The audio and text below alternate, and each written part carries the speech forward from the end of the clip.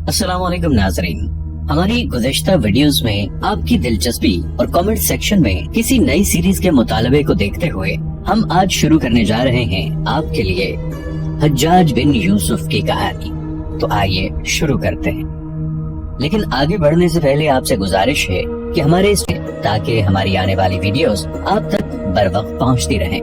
दरियाए फुरात के मुतवाजी एक कारवानी शाहराह पर दो सवार दरमियाना रवि से अपने घोड़ों को हाँकते हुए शिमाल की तरफ बढ़ रहे थे।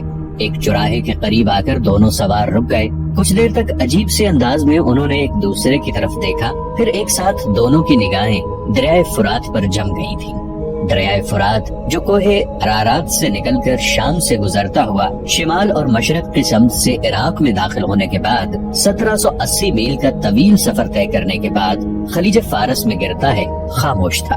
दोनों कुछ देर अजीब से अंदाज में दरिया की लहरों की तरफ देखते रहे। दरियाए फुरात जो अपने सीने में समीरियों और अक्कारियों के शरफ, समदानियों की अजमत, आशोरियों के जलाल, इसराइलियों की तौकीर, जतियों की वकार, इलामियों की बरतरी, मारियों की बड़ाई, मिस्रियों की बुजुर्गी, यूनानियों के वकार, रोमनों की बड़ाई, बाबलों की शान शौकत और अरबों की सतवत जलाल को अपने सीने में छुपाए हुए था। चुपचाप खलीज फारस की तरफ भाग रहा था। दरिया की मौजें दरिया के साहिल और इसके किनारे जो बड़े बड़े जाबिरों के जुल्म सितम को देख चुकी थी, बिल्कुल सुकूत में डूबी हुई थी। दूर मगरिब में सुनसान अंधेरों की जंजीरें काटता, जमीन की उरियानी को झांकता सूरज सुर्ख अलाव की सूरत में दश्त इराक की वादियों में गुरूब हो रहा था। दरिया के दोनों तरफ फैले दश्त के अंदर रेत के बगुले आंधियों के तूफानों का पेश खैमा बन रहे थे। मुसाफिर अबाबीलें जो दिन भर दरियाए फुरात के ऊपर परवाज करती रही थी, अपने मस्कनों को लौटने लगी थी। रिज़्क़ की तलाश में निकले हुए तुयूर दिन भर की जद्दोजहद के बाद वापसी के सफर पर रवा तवा थे। दोनों सवार कुछ देर तक इस चौराहे पर खड़े रहे, फिर एक दूसरे को मुखातिब किया। मेरे अजीज भाई, ये जो बाएं जानिब बस्ती दिखाई दे रही है, मेरा ख्याल है इस बस्ती का नाम करख है और यही हमारी मंजिल है। देख अजीज भाई, सूरज गुरूब हो रहा है, थोड़ी देर तक मगरिब की अजानें गूंज उठेगी। आओ इस बस्ती का रुख करें। बस्ती की मस्जिद में मगरिब की नमाज अदा करने के बाद अपने काम की इब्तिदा करेंगे। दूसरे साथी ने अपने रफीक की इस गुफ्तगू से इत्तेफाक किया था। दोनों ने अपने घोड़ों का रुख मोड़ा, फिर वो दाएं तरफ जो नजदीक ही बस्ती दिखाई दे रही थी उसका रुख कर रहे थे। थोड़ी देर बाद जब वो बस्ती में दाखिल हुए तो वहाँ मगरिब की अजानें सुनाई दी। इस पर एक दूसरे को मुखातिब करके कहने लगा, आओ मस्जिद का रुख करें, पहले नमाज अदा करें, फिर जो काम करना है उसे कर गुजरेंगे। दूसरे ने असबात में सर हिला दिया था। फिर वो उस समत हो लिए जिस समत से मगरिब की अजान सुनाई दे रही थी। मस्जिद के सामने आकर दोनों अपने घोड़े से उतरे। घोड़ों को उन्होंने मस्जिद से बाहर बांध दिया। फिर मगरिब की नमाज अदा करने के लिए वो मस्जिद में दाखिल हो गए थे। मगरिब की नमाज अदा करने के बाद जब नमाजी अपने अपने घरों को जाने लगे, तब वो दोनों भी उठे, फिर एक शख्स के करीब आए और उन दो में से एक ने उसे मुखातिब किया। मेरे अजीज, इस बस्ती में हम दोनों अजनबी हैं। हमारे घोड़े बाहर बंधे हुए हैं। पहले हम इस बस्ती में कभी नहीं आए। हम दूर की सरजमीनों के रहने वाले नहीं हैं, नजदीक ही से आए हैं, पर ये बस्ती जरूर हमारे लिए अजनबी है। हम इस बस्ती के सरदार मोहम्मद बिन हारून नमरी और इस बस्ती के नामवर खोजी खरैम बिन उमर से मिलना चाहते हैं। वो शख्स तेजी के साथ मस्जिद से बाहर निकला और बाहर निकलते हुए उन दोनों को मुखातिब करके कहने लगा, तुम दोनों यहाँ रुको, खरैम बिन उमर अभी अभी बाहर निकला है, मैं उसे बुलाकर लाता हूँ। जहाँ तक हमारी बस्ती के सरदार का ताल्लुक है तो वो अभी मस्जिद के अंदर ही है। मैं वापस आकर तुम दोनों से उसकी मुलाकात करवाता हूँ। इसके साथ ही वो शख्स जूते पहनकर मस्जिद से बाहर निकल गया। थोड़ी ही देर बाद वो शख्स एक नौउम्र नौजवान को अपने साथ लाया, जो दोनों जूते उतार कर मस्जिद में दाखिल हुए। फिर उन दोनों को मुखातिब करके वही शख्स कहने लगा, ये खरीम बिन उमर है जिसे तुम मिलना चाहते हो। तुम यहीं रुको, मैं बस्ती के सरदार को भी बुला लाता हूँ। वो शख्स अंदर गया। थोड़ी देर बाद दरमियानी उम्र के एक आदमी को अपने साथ लाया। फिर उन दोनों के पास आकर कहने लगा, ये हमारी बस्ती के सरदार मोहम्मद बिन हारून नमरी हैं। इस पर आने वाले इन दो में से एक बोल पड़ा, सरदार इब्ने हारून, मेरा नाम ज़ियाद बिन अयूब और मेरे साथी का नाम बिलाल बिन बशर है। हम दोनों आपसे और इस नौउम्र खोजी खरीम बिन उमर से कुछ कहना चाहते थे। आप दोनों हमें कुछ वक्त दे सकते हैं? जवाब में बस्ती के सरदार मोहम्मद बिन हारून ने इस जवान का शाना थपथपाया। फिर कहने लगा, तुम दोनों मेरे साथ आओ। खरीम बिन उमर मेरे लिए बेटों जैसा है। मेरे दीवान खाने में चलो, जो कुछ कहना है वहीं बैठकर कहना। آنے والے سردار محمد بن ہارون کی اس گفتگو سے خوش ہو گئے تھے۔ مسجد سے وہ نکلے، دونوں نے اپنے گھوڑوں کی باگیں تھامی، پھر وہ محمد بن ہارون اور خریم بن عمر کے ساتھ ہو لیے۔ راستے میں ایک شخص نے اچانک خریم بن عمر کو مخاطب کر کے کہا، ابن عمر تھوڑی دیر کے لیے میری بات سنو۔ اس پر خریم بن عمر علیحدگی میں اس شخص کے پاس کھڑا ہوا۔ تھوڑی دیر بعد وہ لوٹا اور سردار محمد بن ہارون نمری کو مخاطب کر کے کہنے لگا، سردار آپ دونوں مہمانوں کو لے کر دیوان خانے میں چلیں، میں ایک چھوٹا سا کام نمٹا کر آتا ہوں۔ جواب میں سردار ابن ہارون نے مسکراتے ہوئے اسبات میں گردن ہلا لی اور آنے والے دونوں کو لے کر وہ چلا گیا، جبکہ خریم بن عمر راستے میں ملنے والے شخص کے ساتھ ہو لیا۔ بستی کا سردار محمد بن ہارون اپنی حویلی میں داخل ہوا اور ان دونوں کو لے کر دیوان خانے میں آیا۔ دونوں کو نشستوں پر بٹھایا، پھر ان دونوں کو مخاطب کر کے کہنے لگا، قبل اس کے کہ میں تم دونوں کے کھانے کا اہتمام کروں، بتاؤ تم کس غرض سے میری اور خریم بن عمر کی طرف آئے ہو؟ اس پر ان دونوں میں سے ایک بول پڑا، اے ابن ہارون، ہمیں بتایا گیا تھا کہ خریم بن عمر ایک بہترین کھوجی ہے۔ جس کام کے لیے ہم دونوں آئے ہیں اس کا انکشاف کرنے سے پہلے آپ یہ بتائیے کہ یہ اپنے فن میں کیسا ہے؟ اس سوال پر عمر بن ہارون کے چہرے پر مسکراہٹ نمودار ہوئی، پھر دیوان خانے میں اس کی آواز گونجی، آنے والوں، جہاں تک کھوجی کی حیثیت سے خریم بن عمر کا تعلق ہے تو یوں جانو اس کے عقل و شعور کا افق بڑا وسیع ہے۔ صحراؤں، پہاڑوں اور گھاس کے جنگل میں چلتے بگولوں کے شور سے اندازہ لگا کر وہ بتا سکتا ہے کہ طوفان کب اٹھیں گے۔ ندیوں کی روانی کو دیکھتے ہوئے وہ اندازہ لگا سکتا ہے کہ آندھیوں کے جھکڑ کس سمت سے اٹھنے والے ہیں۔ اگر کوئی اس کے تعاقب میں ہو تو زمین کے ساتھ کان لگا کر بتا سکتا ہے کہ غضبناک اور وحشتناک فضاؤں کے اندر تعاقب کرنے والوں کی تعداد کتنی ہے۔ خوفناک سیارات میں اس بار گاتے چاند، ہنستے ستاروں کی طرف دیکھ کر وہ بتا سکتا ہے کہ منزل کا اصل رخ کس طرف ہے۔ جرس کی صدائیں سن کر بتا سکتا ہے کہ کارواں کے اندر کتنے نفوس ہیں۔ جہاں تک اس کی شجاعت اور اس کی تیغزنی کا تعلق ہے تو اپنی جرت مندی کا وہ ایسا شاہکار ہے کہ جب کسی پر حملہ آور ہوتا ہے تو طوفانوں کی طرح گزرتا چلا جاتا ہے۔ اپنے گھر کا واحد فرد ہے، اس کے ماں باپ مر چکے ہیں، بہن بھائی اس کا کوئی ہے ہی نہیں، غریب ہے، چھوٹا سا ایک ریوڑ ہے جسے دریائے فرات کے آس پاس اونچے نیچے ٹیلوں پر چرا کر اپنی گزر بسر کرتا ہے۔ میں اسے اپنا بیٹا خیال کرتا ہوں، اسے اپنے بیٹوں کی ہی طرح چاہتا ہوں۔ اب تم بتاؤ تمہیں اس کی کیا ضرورت پڑ گئی ہے؟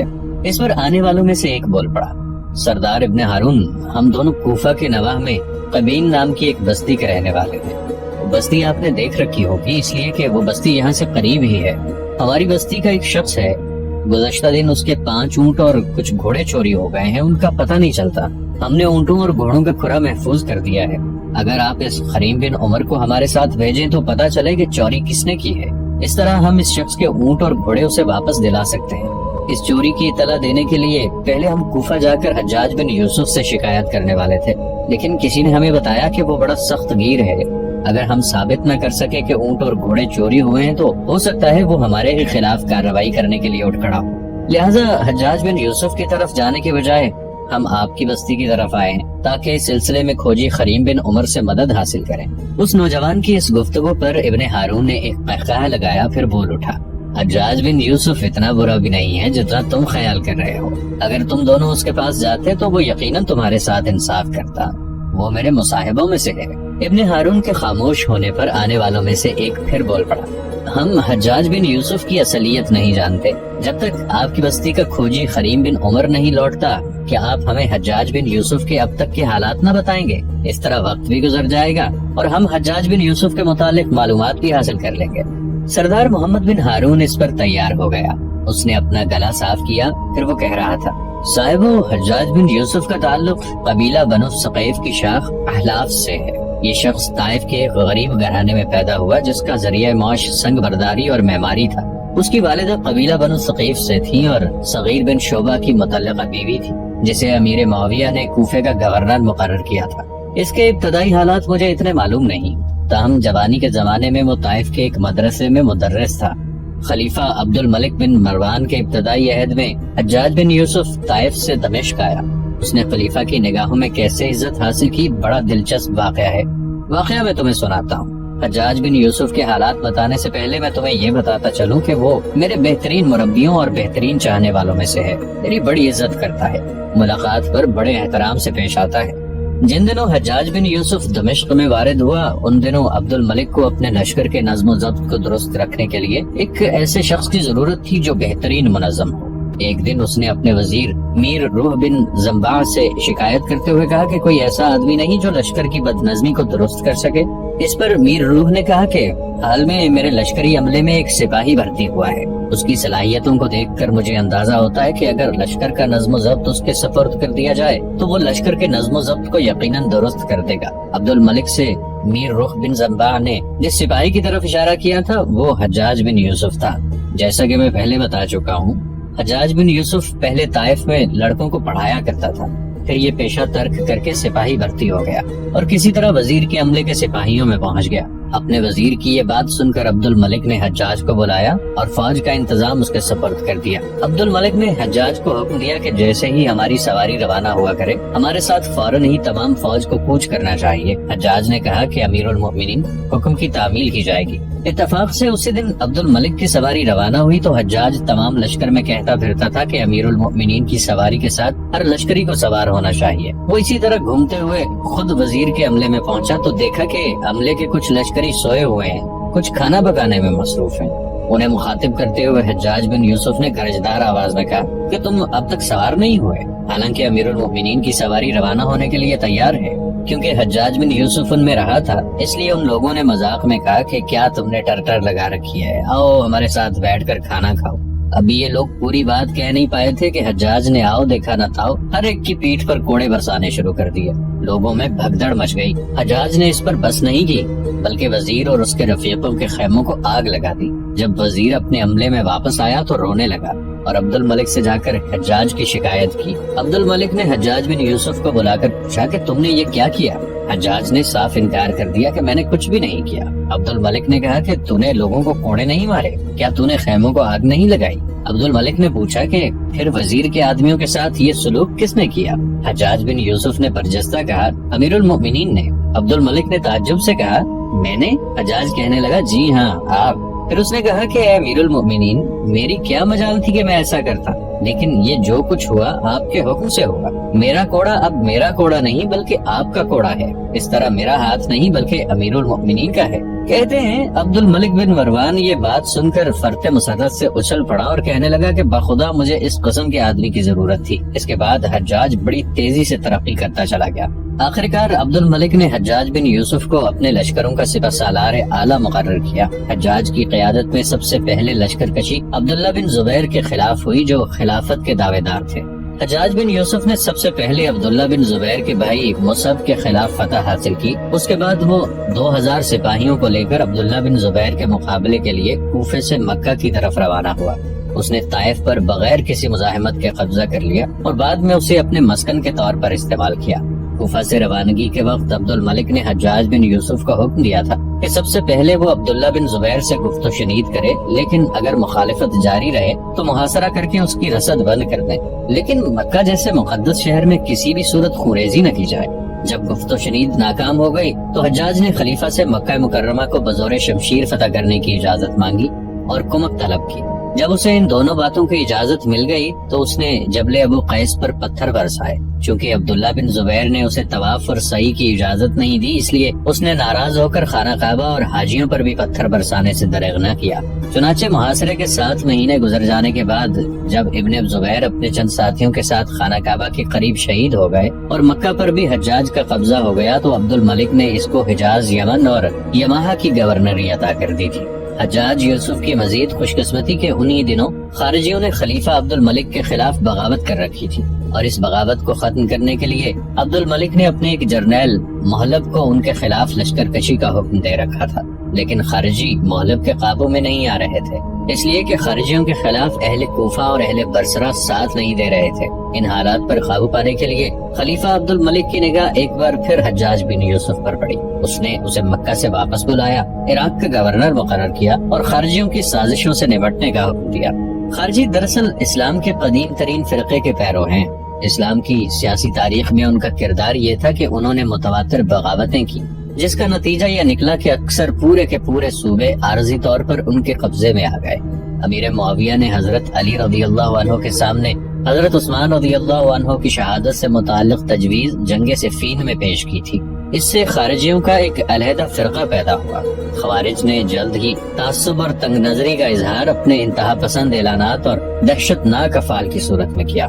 انہوں نے اعلان کیا کہ حضرت علی رضی اللہ عنہ کا دعوی خلافت باطل ہے۔ ساتھ ہی انہوں نے حضرت عثمان رضی اللہ عنہ کے مسلک کی بھی مذمت کی اور ان کی شہادت کے انتقام سے بریت کا اظہار کیا۔ جو شخص ان کے نظریے کو تسلیم نہ کرتا اسے کافر اور دین سے خارج قرار دے کر قتل کر دیتے۔ رفتہ رفتہ ان کی قوت بڑھتی گئی، بہت سے غیر عرب بھی ان میں شامل ہو گئے۔ جب خوارج سے حضرت علی رضی اللہ عنہ کی ابتدائی گفت و شنید ناکام رہی تو مجبوراً اس بڑھتے ہوئے خطرے کو دور کرنے کے لیے کارروائی کرنی پڑی، جس کے نتیجے میں جنگ نہروان لڑی گئی اور خارجیوں کو اس جنگ میں بری طرح شکست ہوئی۔ آئندہ 2 برسوں میں بھی مقامی بغاوتوں کا سلسلہ جاری رہا۔ حضرت علی رضی اللہ عنہ ایک خارجی عبد الرحمن بن ملجم المراوی کے خنجر سے شہید ہوئے۔ ابن ملجم کے سسرال میں سے چونکہ بہت سے لوگ جنگ نہروان میں قتل ہو چکے تھے، لہٰذا اس نے حضرت علی رضی اللہ عنہ سے یہ انتقام لیا۔ ایک روایت یہ بھی ہے کہ خارجیوں کی سازش کا ایک مطلب یہ بھی تھا کہ حضرت علی رضی اللہ عنہ اور حضرت معاویہ رضی اللہ عنہ اور مصر کے گورنر حضرت عمرو بن عاص رضی اللہ عنہ کو بیک وقت قتل کر دیا جائے۔ حملے کے لیے ایک ہی تاریخ اور ایک ہی وقت مقرر ہوا۔ امیر معاویہ رضی اللہ عنہ پر حملہ ہوا تو وہ زخمی ہو گئے۔ عمرو بن عاص اس رات بیمار تھے، ان کی جگہ ایک اور شخص نے امامت کروائی، جبکہ حضرت علی رضی اللہ عنہ کو ان ظالموں نے شہید کر ڈالا۔ امیر معاویہ رضی اللہ عنہ کے 20 سالہ دور میں کوفے اور بصرے میں خارجیوں نے کئی بغاوتیں کی، لیکن امیر معاویہ رضی اللہ عنہ کے حسن تدبر اور سیاسی بصیرت کے باعث سازشوں کو پھیلنے کا موقع نہ مل سکا، لیکن وہ بھی خوارج کو ختم کرنے میں کامیاب نہ ہو سکے۔ خارجیوں کی ہلاکت میں اضافہ ہوتا گیا تو خوارج کے حملے اب گریلا طرز جنگ اختیار کر گئے تھے۔ یزید اول کے مرنے کے بعد جو خانہ جنگی ہوئی، اس کے خلفشار میں خارجی تحریک نے زور پکڑا اور ملک کی صورتحال نازک ہو گئی۔ خارجیوں کی سب تحریکوں میں اسلامی سلطنت کے استحکام کے لیے تو تحریک سب سے زیادہ خطرناک اور اپنی نوعیت کے اعتبار سے سب سے زیادہ شدید اور غیر مصالحانہ تھی، وہ فاقہ بن ازرق کی سرکردگی میں ابھری، جس کی وجہ سے خوارج کا کچھ عرصے کے لیے کرمان، فارس اور دوسرے مشرقی صوبوں پر تسلط ہو گیا۔ اسی بغاوت کو کچلنے کے لیے عبد الملک نے اپنے جرنیل محلب بن صغرا کو مقرر کیا، لیکن جب خوارج محلب بن ابی صغرا کے قابو میں نہ آئے تو عبد الملک نے حجاج بن یوسف کو مکہ سے کوفہ طلب کر لیا تاکہ خارجیوں سے نمٹ سکے۔ اس طرح مکہ کی بجائے حجاج بن یوسف عراق کا گورنر مقرر ہوا۔ خلیفہ عبد الملک بن مروان کا حکم ملتے ہی حجاج بن یوسف آنن فانن مکہ سے کوفہ پہنچا۔ جس وقت وہ کوفہ میں داخل ہوا اس وقت دن اچھی طرح چڑھایا تھا۔ کوفہ کے کسی شخص کو حجاج بن یوسف کے آنے کی اطلاع نہیں تھی۔ کوفہ کے لوگ اس بات کے عادی تھے کہ جب بھی کوئی نیا حکمران مقرر ہوتا اور وہ تقریر کرنے آتا تو اس پر پتھر برسائے جاتے۔ پتھر برسانے میں ایک شخص پیش ہوتا اور اس شخص کا نام محمد بن عمیر تھا۔ کوفہ میں داخل ہوتے ہی حجاج بن یوسف نے لوگوں کو مسجد میں جمع ہونے کا حکم دیا۔